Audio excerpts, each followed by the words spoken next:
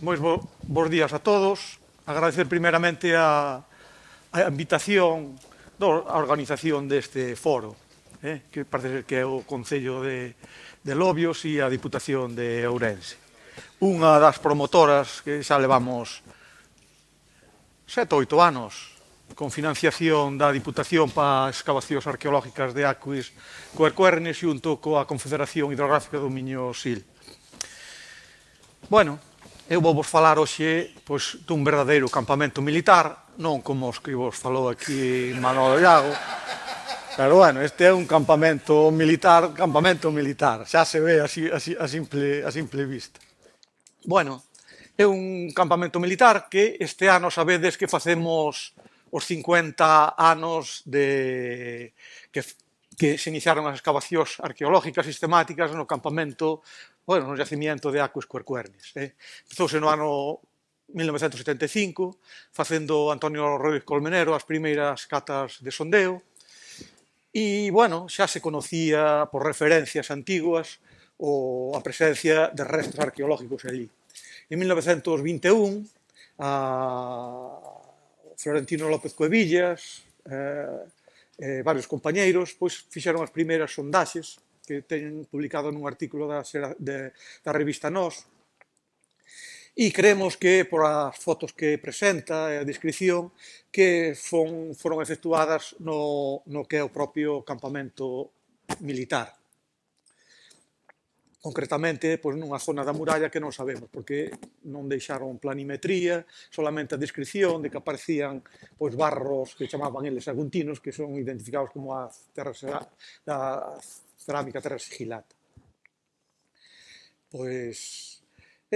Hasta o ano 75 Antonio Rodríguez Colmenero, o desarrollo da súa tesis doctoral, empeza a iniciar pequenos sondeos no que é a cidade daquela, chamaban, o que é esta zona, que conocía co nombre de a cidade.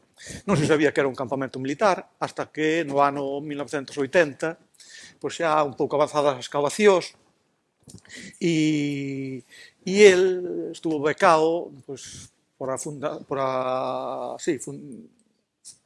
Fundación de Fenosa, ou como é a Barría de la Maza. Estuvo en Alemania e visitou varios campamentos do limes renano e danubiano. Entonces dixo, este é o mesmo que aparece ali en Acuis. Non contábamos naquel momento coa fotografía aérea do vuelo americano, 40 e tantos, que se podía ver perfectamente tal, pero cuadrou que cando fixeron o vuelo estaba o campamento totalmente coberto pola auga. Entón, aí non había ningún tipo de referencia. Entonces, eses 5 anos, dos 75 ao 80, Colmenero sempre pensou que estaba, como se viña sostendo daquela, que era a mansión de Acuis, ou unha ciudad de Acuis Cuercuernes, a mansión, fortificada no século III, por a presencia da muralla. Hasta que nos 80 foi cando xa, na súa, creo que foi a Galicia Meridional Romana, xa estableceu ou empezou a decir que era un campamento militar. E como lle pasa a Iago e a Román Armin, sempre houbo pequenas disensións ou grandes disensións, dicen, este está loco. Como un campamento militar aí romano, é o mesmo que se está pasando estes. Non sei se a mitad son campamentos militares e outros non, como dicía ele, bueno. Están eles no estadio que estábamos nós naqueles anos, non? Pouco a pouco foise investigando, centráronse, nós denominamos o complejo arqueológico de Acuis Cuercuernes, que o dividimos en dúas partes. Unha, o campamento militar, e outra, o establecimiento civil, que está relacionado coa mansión viaria de Acuis Cuercuernes.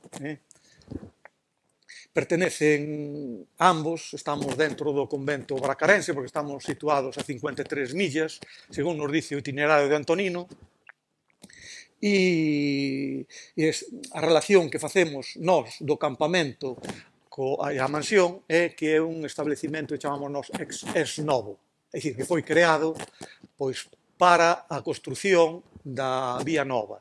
Sabedes que a Vía Nova, xa explicou antes ali, é unha das carreteras, agora decimos que son carreteras, das carreteras máis importantes que articulaban o noroeste da Península Ibérica, en concretamente Brácara, a cidade de Brácara Augusta con a Astúrica Augusta. Creemos que o campamento está vinculado pois a construción, porque aí é onde sabemos que o exército na época de paz se dedica á construción da obra pública, e aquí é o único acontecimiento que temos neste momento en que datamos o campamento, en época da dinastía Flavia, posiblemente xa ao mesmo tempo que se crea a súa base central, que está en León, co Alegio VII Gémina. Este é un destacamento que pertenece á Legio VII Gémina, a única destacamento militar que se conserva pois en Hispania durante todo o que é o Alto Imperio, sabedes.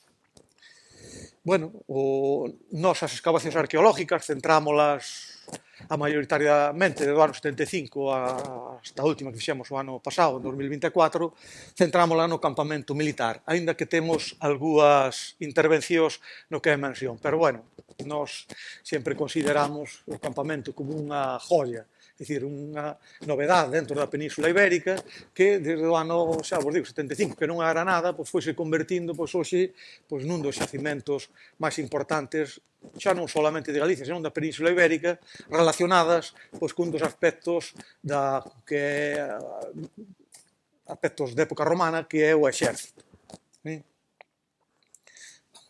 Vamos a ver se paso de aquí. Bueno, o campamento militar, a maioría parte do ano, aparece así. Está coberto polas augas do encoro de As Conchas, un dos primeiros pantanos que se crean en Galicia. No ano inúndase o pantano no ano, creo, 47-48, na época de Franco, inaugura Franco aínda fotos paseando pola presa, e desde aquela pois está así. É un condicionante pois para nós, para a investigación e para o desenvolvemento turístico do xacemento, pero bueno, contamos con eso e non creíamos que tiña un período de 50 anos o pantano de tal, agora renovaronllo habrá 4 ou 5 anos renovaronllo outra vez a licencia e teñen outros 60 anos máis de explotación. Entonces, estamos aí e teremos que contar pois con este inconveniente pois o tempo que sexa preciso para eso, vamos. O pantano, o pantano, pois, é un dos primeiros, como decía, un dos primeiros que se crean en Galicia, e a misión dela era, nesa época, era suministrar de electricidade a cidade de Pontevedra e de Vigo, que empezaba a desarrollarse industrialmente pois, naquelas datas. Nós, as labores de investigación, facémolas unha vez que baixa o pantano, que generalmente, desde que conozco, desde o ano 85, que estou aí nas excavacións, pois baixa generalmente no mes de julio e en Navidades é cando volve a crecer. De Navidades hasta outra vez, hasta o mes de julio, hai anos que non o cubre, pero bueno, o normal é que as augas o cubran na súa totalidade. A estampa, esa que vestes antes, é a máis típica, vamos. Bueno, o campamento militar, como vedes, é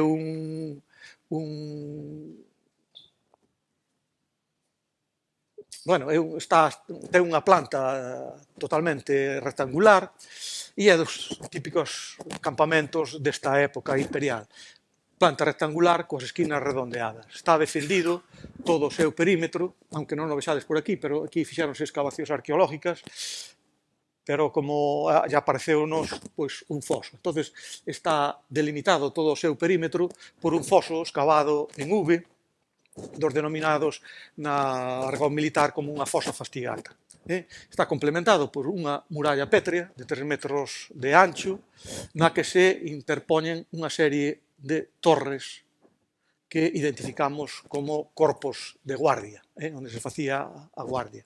O acceso á muralla, non temos na excavación ningún elemento que nos permita que a estas torres se accede por aquí, e o único elemento que temos é creemos que se accede polo interior das portas. Se accede ao que é o adarve da muralla, e do adarve da muralla, pois, desde aquí hasta aquí, e desde aquí hasta aquí, o mismo todo ao rededor, pois, sería o acceso que terían, pois, para establecer os corpos de guardia.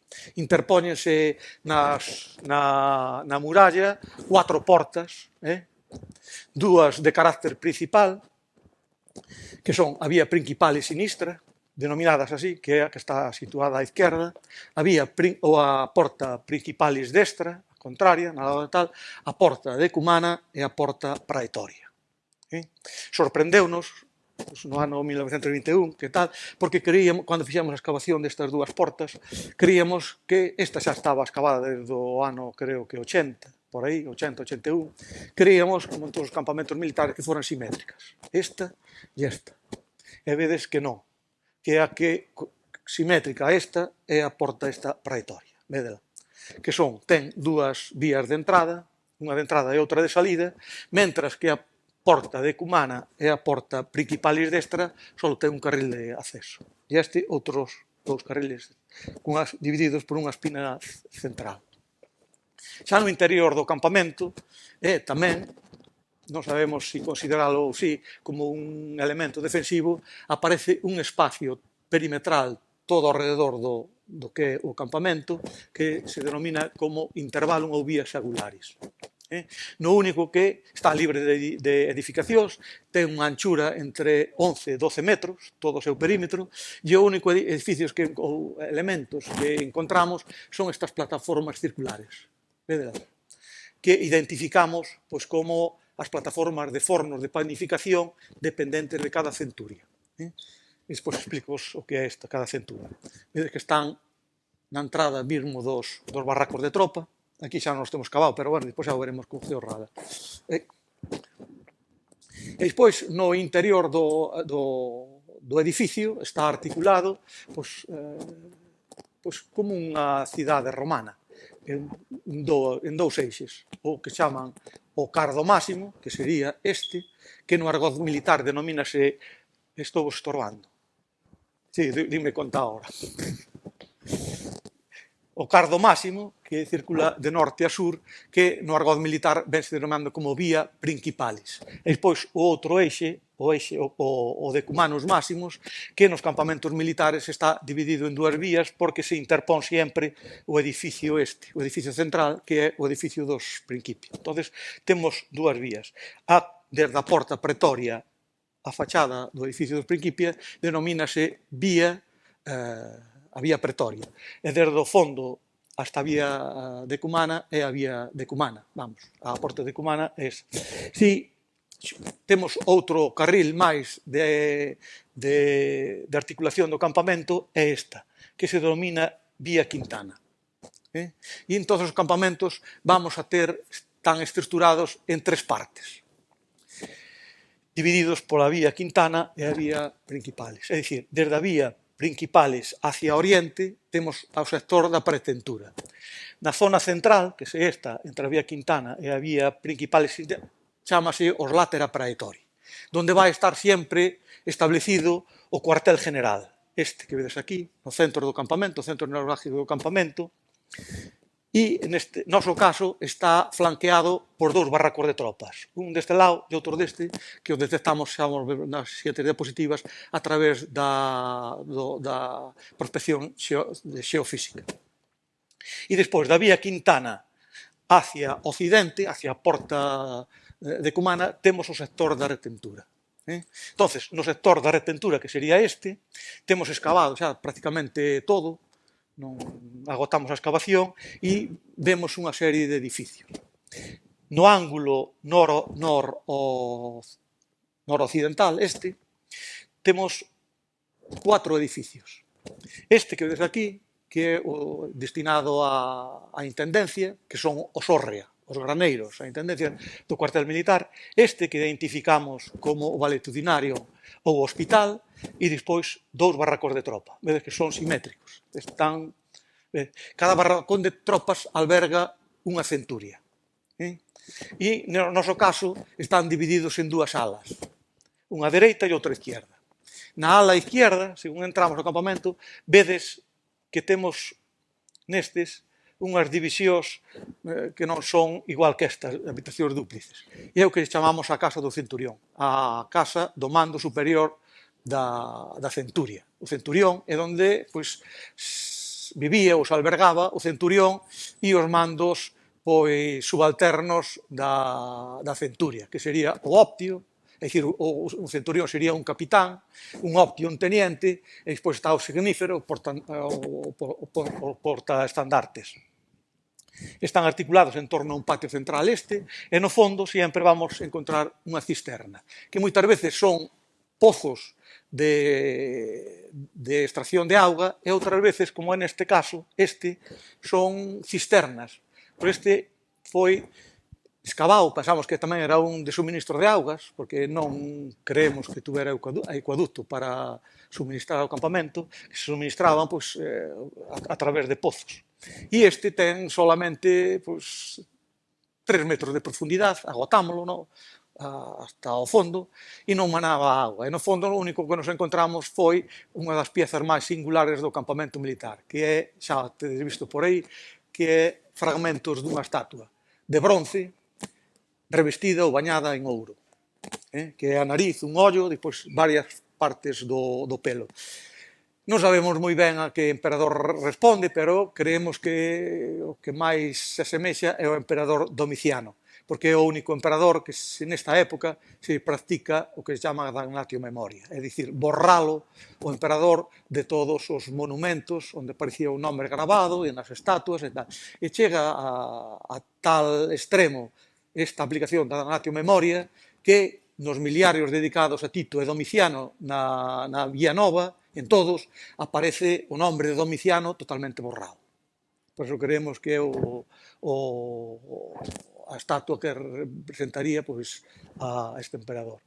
No lado sur-occidental encontrámonos con outros barracos de tropa, é como se estes lle déramos a volta, védelos, hacia este lado, estes dous barracos de tropa, e o edificio das letrinas. Temos escavado. E depois temos escavado nos látera pretoria, no centro, parte de outro barracón, que se ve claro. Bueno, estas habitacións dúplices son os que se denominan como contubernia. Son habitacións de agrupacións de soldados, de 8 soldados. A parte de atrás, o papilio, que se dedicaba a dormitorio, e a parte de adiante, un pouco máis pequena, era a lugar de cociña. Temos escavado, como vos dicía, este outro edificio, este grande, que é o cuartel general ou os Principia, que están dedicados pois, fundamentalmente a 3 funcións. Unha función administrativa, porque nestas habitacións traseiras é onde se levaba a contabilidade e todos os gastos da unidade militar. Función religiosa, porque é onde esta habitación máis central está dedicada a templo da unidade militar, onde se venera a estatua do emperador e se guardan os estandartes da unidade militar. E depois ten labor judiciales, porque nesta é onde nesta gran sala, que denomínase nesto como basílica, é onde o mando superior da unidade pois, faz os castigos e establece pois, o que é a disciplina militar. E depois esta outra parte toda está dedicada como a foro, unha especie de plaza pública. E despois temos esta característica que ten unha especie de tetrapilon, sabes que son os tetrapilons, os cruces os monumentos que se fan no cruce das vías, que ten 4 portas, 1, 2, 3 e 4. Ten unha fachada monumental, porque é a característica destes edificios do cuartel general, é o máis grande e o máis importante de todo o campamento militar, e todos van a aparecer eso. E, bueno, e últimamente xa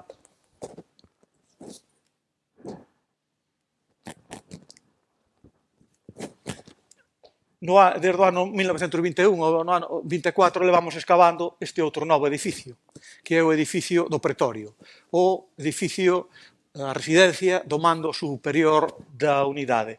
Creemos que é Ahora, despois xa o veremos, xa o explicarei, cando vexamos a fotointerpretación do resultado do georradar, creemos que é un tribuno.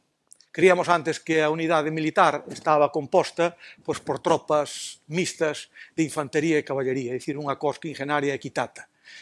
moi semellante ao que ocorre no campamento de Cidadela. Ten as mesmas dimensións, máis ou menos, que o campamento de Cidadela, entonces facíamos certos paralelismos. Sabemos que o campamento de Cidadela, a Cors Prima Celtiberorum, ten tropas de caballería, porque nun dos epígrafes de Villalís aparece un decurión, firmado decurión da Cors Prima Celtiberorum. Entonces ten decurións e que tiña tropas de caballería. Entonces, nós cos paralelismos, e despois, co que tiñamos excavado, tiñamos contabilizado 1, 2, 3, 4, 5 e 6 as centurias que están formadas por unha cors de infantería.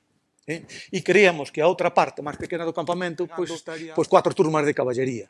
Entonces formaría o que se conoce técnicamente como unha cors quingenaria equitata, formada por 480 soldados de infantería, é dicir, 80 en cada barracón de tropas, multiplícalo por 6 e dache 480 soldados.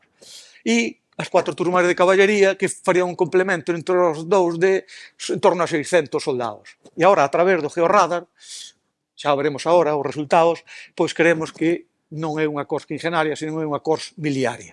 É dicir, que ten en torno aos 800, 1000 soldados. Temos excavado este novo edificio, que vedes, presenta unha planta rectangular, e está articulado en torno a un patio central, que é este, que vedes aquí. É unha que se denomina como unha domus romana. Ao redor do patio central, onde van cair as augas todas do tellado, que son evacuadas por este canal, por aquí, hacia o exterior do edificio. Ao redor, un peristilo, deste peristilo, pois, accédese por estes pasillos, que son estes estreitos, védelos, estes, pois, as distintas habitacións. O problema é que non sabemos a funcionalidade das habitacións, porque no interior non aparece nada. Sabemos que tiña que haber cociñas, pero non aparece ningún ambiente carbonizado, que é o típico das terlareiras e tal. E o único que temos claro debe ser esta habitación, vedes, ten 2 pilastros centrales, que para sujetar o coberto do teito, que ten de dimensión 100 metros cuadrados. E é o único que podemos identificar, comparando co outro, como o comedor, o triclinio, que se conoce.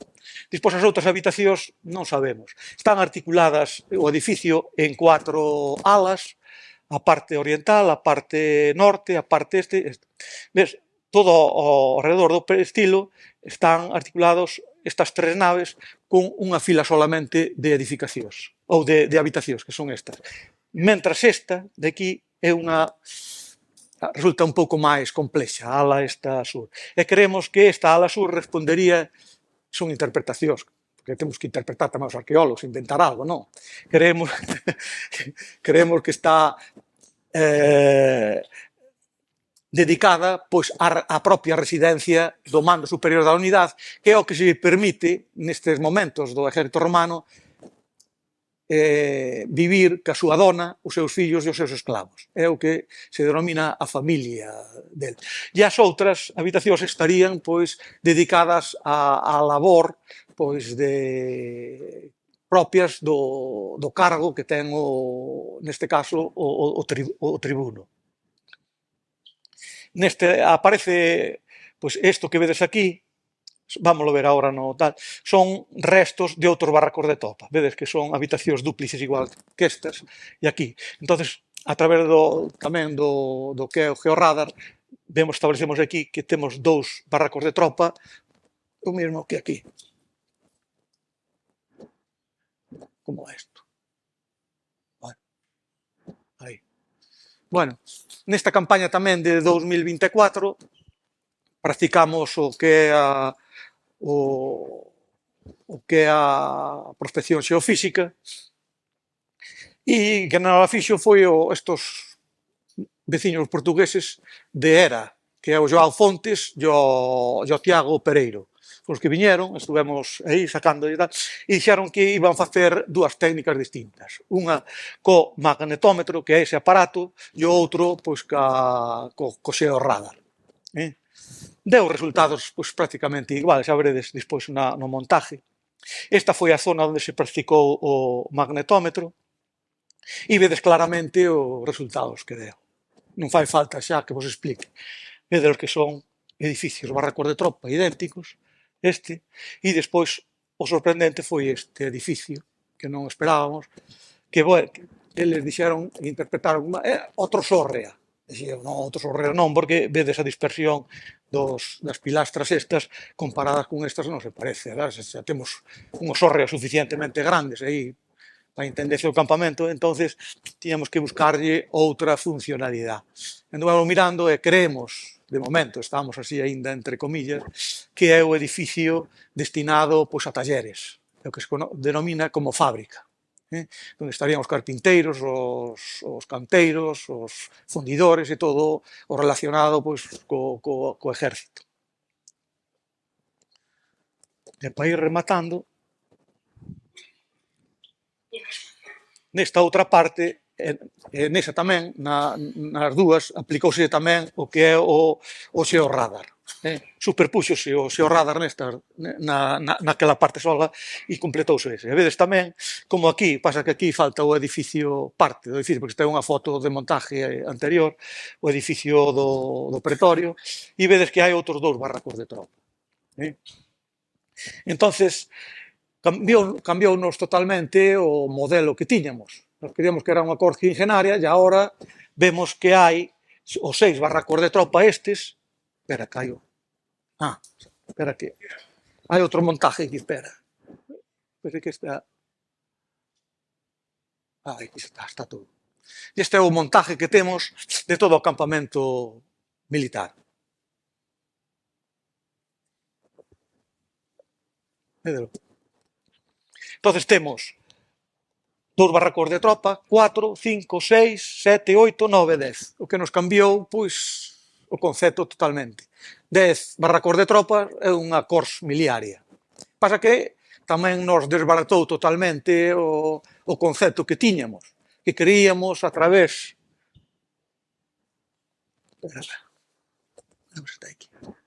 a través desta estampilla que nos apareceu, que era a Cors terceira, a dependente da Legio VII Gémina, a que estaba establecida aquí en Aquis. Pero as teorías, que, bueno, tampouco hai que coller as teorías con pinzas, pero todos os manuales dicen que a Cors miliaria é a prima en toda a legión. Pero, bueno, esa é a teoría generalizada. Estamos vendo agora que hai campamentos que non, ou poden haber destacamentos legionarios que non tiñan solamente miliaria a prima, senón que haxa máis cors miliarias dentro do que é a propia legión. E non sabemos, andamos neso, pero, bueno, o único elemento que temos é esa, que era o que dicíamos, a cors terceira. Vedes aquí, para ir acabando xa, ando ben de tempo, sí. Pois xa está, xa acaba. Sí. O esquema urbanístico do campamento, a reconstrucción a través da excavación e a través do georradar. E vedes aí, pois, a interpretación que facemos do que é o interior do campamento militar. Vedes? Os barracos de tropa, todos, o que é o edificio do pretorio que está aquí, o valetudinarium, o Sórrea e o que, bueno, o edificio do principio cuartel general. Están articulados, como vos decía, nas rúas estas. E outra das características que non tamén é que nesta época xa os manípulos parece que están un pouco caídos de moda e vemos que aquí un manípulo está formado por 2 centurias. E vedes que aquí están agrupados en 2 centurias. 2 centurias, outras 2, outras 2 e outras 2.